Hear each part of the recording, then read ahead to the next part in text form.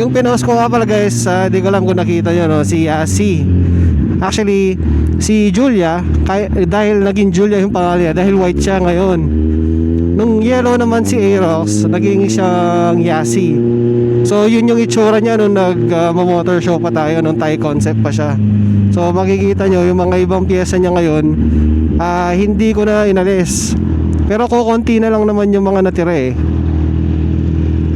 Marami akong pinag-aalis doon eh.